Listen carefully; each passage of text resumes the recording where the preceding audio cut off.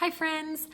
Have you ever thought how fantastic it would be to have one day a week where you kind of shed some of the stress of everyday life and household management and tasks? Your kids feel connected to each other and connected to you and your spouse, and where your home kind of just has a chance to sort of take a deep breath and rest for just 24 hours. If you have, I want to encourage you that that is 100% possible. And it is what establishing and putting in place a weekly Sabbath routine can do for your family. So today I am going to be talking about the life-giving practice that our family has been instituting into our weekly routine for several years now. So if we haven't met, my name is Danny and I run this YouTube channel as well as a blog by the same name, Contentment with Simplicity. And I'm so glad you're here. I'm excited to share about how my family does Sabbath.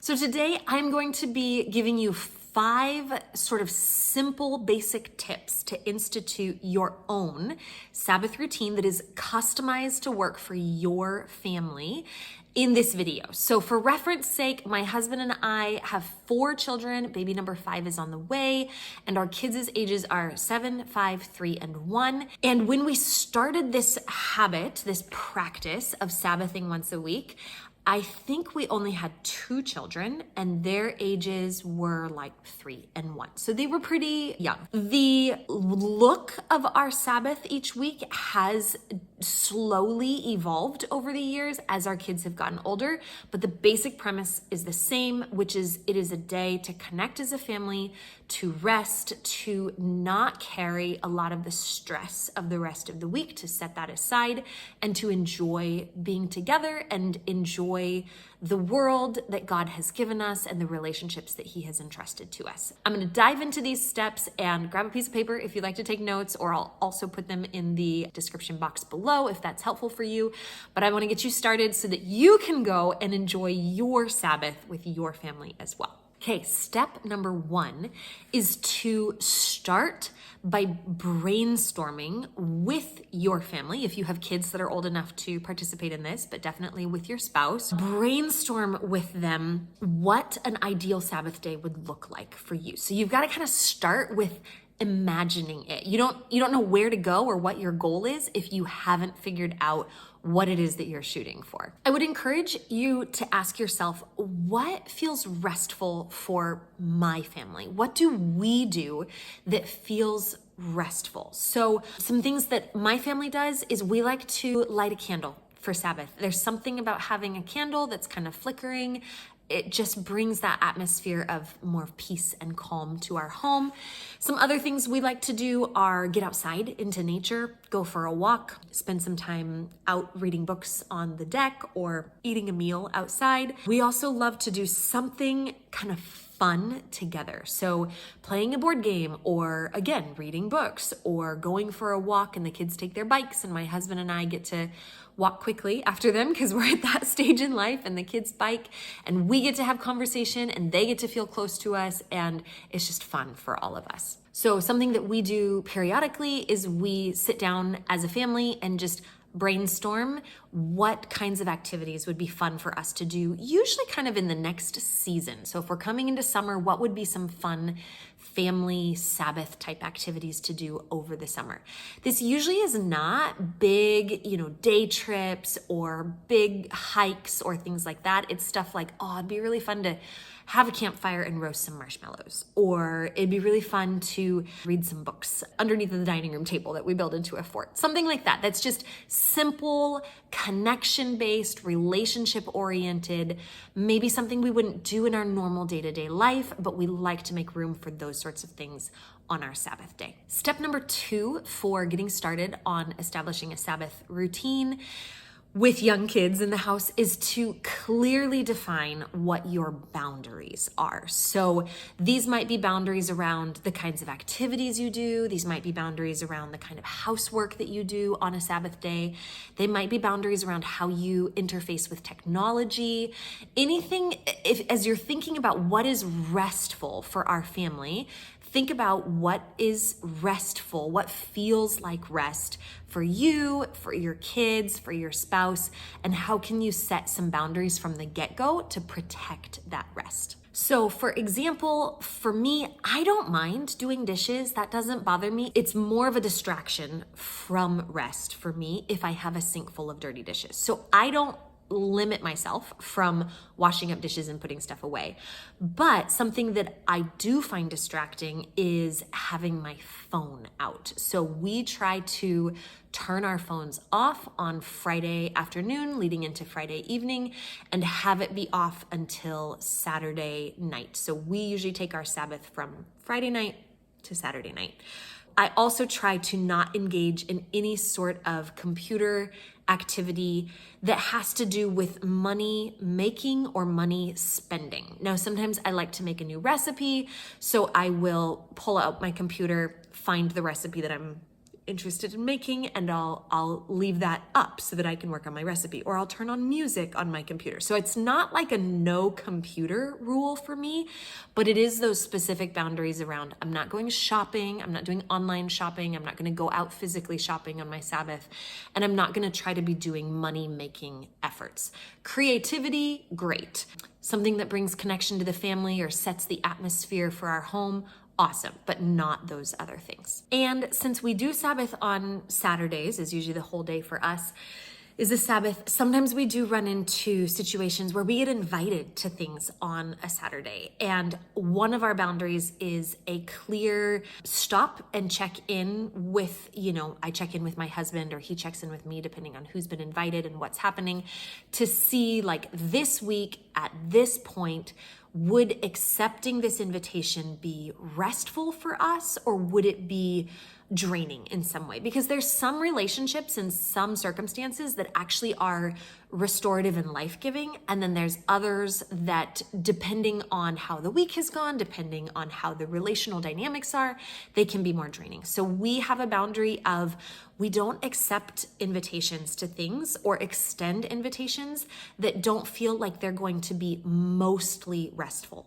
Obviously, when you have small kids, if you're getting out the door anywhere, it can be a little bit unrestful for a few minutes. But when we get there, do we feel confident that we're going to be able to re-engage in that rest season?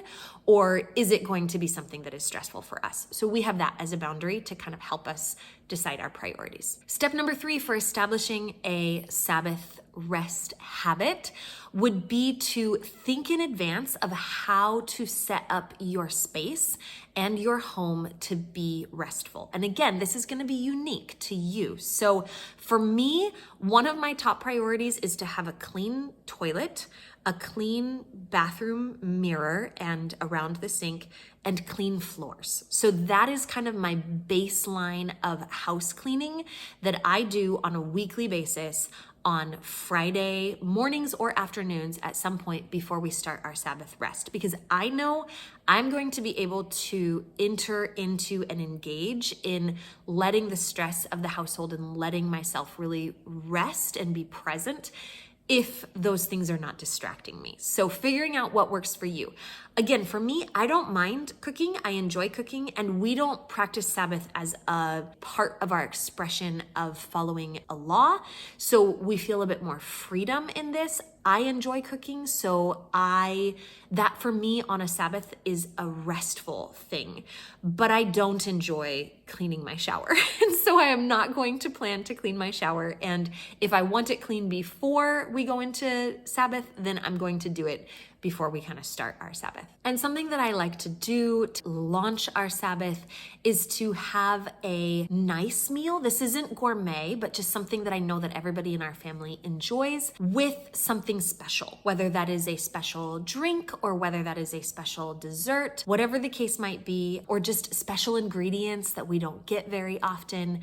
I like to kind of set aside our Friday dinners to be just a tiny bit extra. So setting up my space to be clean and restful, and then starting off our time together as a family for Sabbath with a candle lit and a meal that I know we're all going to enjoy and find just a step above normal is a really good way for me to get me and our family and our home into that restful mode. Okay, step number 4 is to actually do it. So you get to go and take that intentionality and live it out and see how it goes. Now, I want to warn you that for us, it was a fair number of partial successes before we really got into the rhythm of what we're doing. I think going and just practicing and doing it, it's practicing a Sabbath habit, which means you are going to not do it perfectly. The first time you might not ever do it perfectly, but it's a process of practicing and implementing it. So for us, what our typical Sabbath, I clean the house sometime on Friday and I have a little bit of a special meal.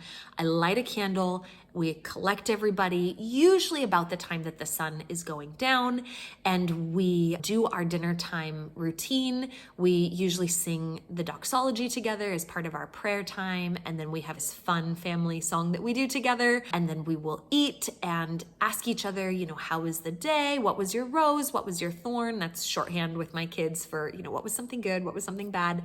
And we finish off the meal with a dessert or enjoying a special kombucha brew or something like that. We go through our evening routine of getting everything cleaned up. My kids love Friday nights because a lot of times on Friday nights, if we get through everything smoothly, we will put them to bed with an audiobook to listen to. And they don't get that most nights, but they get that on Friday nights. And then my husband and I will brew a cup of tea and we will sit in the living room while the kids are kind of winding down in their bedroom, and we will talk about our week, or sometimes, not always, we're not big show people, but sometimes we'll watch a show together if we've been interested in seeing something. It's just kind of our casual at-home date night while the kids are enjoying their audiobook in their room, winding down. And then everybody gets, hopefully, usually, a good night's sleep. We do not try to sleep in on our Sabbath. We do not view sleeping in as actually the most restful thing for us to do. There's been seasons of time when we're seriously deprived on sleep that we would alternate, and I would let my husband sleep in on Saturday and then he would let me sleep in more on Sunday.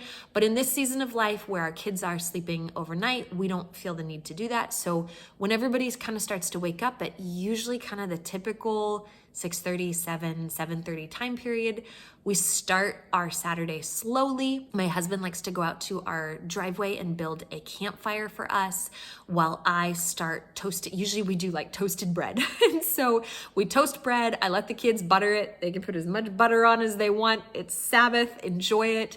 We make coffee, and then we take the toast and the coffee out to the campfire, and my husband and I will sit out there sipping our coffee by the campfire while the kids come out and work on toast. And then they typically sort of melt into climbing the hedge or doing chalk art near us. They love to be near us, but we have found that if they feel like we're available, they don't feel the need to interrupt us all the time. And so we can usually have a really good chat, oftentimes spend 2 to 3 hours out there around the campfire on a Saturday morning. Eventually the 1-year-old needs to get put to bed. So we'll put him down, change his diaper, give him a little bit more food, some yogurt or something, put him down for a nap. And then I like to make something hot that feels a little special for, technically it's kind of breakfast, but by the time it's done, it's usually more of like a brunch. We'll eat that, we'll enjoy that together, clean up. And then usually the toddler, the 1-year-old, is waking up from his nap. We'll give him a little bit of whatever is left of that is kind of his next meal. And then we will go on a walk as a family, or a bike ride, or get outside. Or if it's rainy, we might not do a campfire outside. We might just light the fire inside, but we'll play a board game or we'll read aloud. And then for dinner on Saturday night, I usually just pull something out of the freezer. It's a simple dinner that we kind of wrap up our Sabbath with and go through our evening routine and our bedtime routine.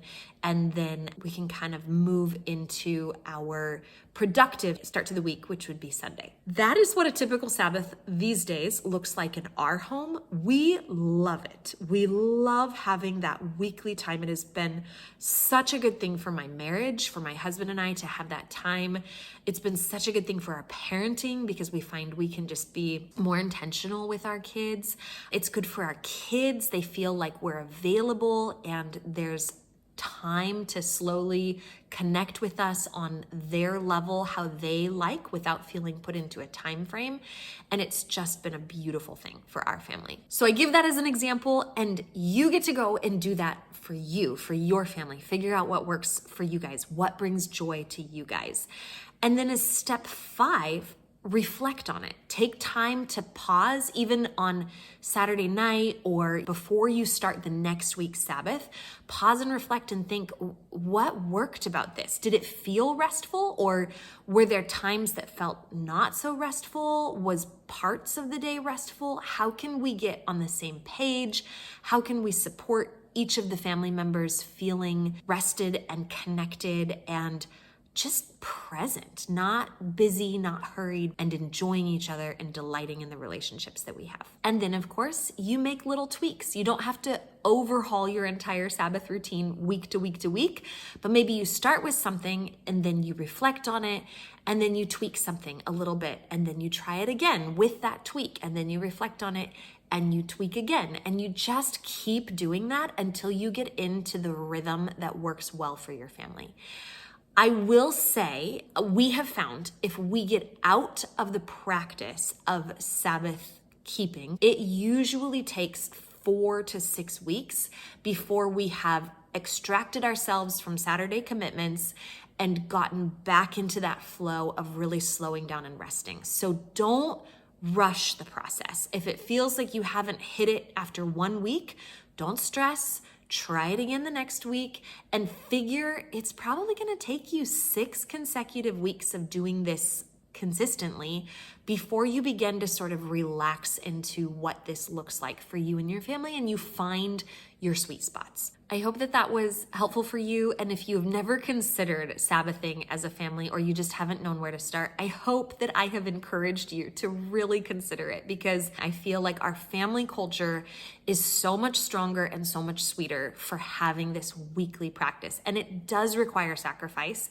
and it does require intentionality. You don't get to just roll out of bed on Saturday morning and figure out what you want to do. There's a lot of prep work and pre-thinking and agreeing with my husband and setting the expectations with our kids that goes into it. But man, once it is in place, it has been and continues to be just such a life-giving thing for us. I hope that that's helpful for you. I would love to hear from you in the comments if you do a family Sabbath, if what it looks like, and if you found any of these tips helpful for you. Oh, the last thing, I forgot to mention this.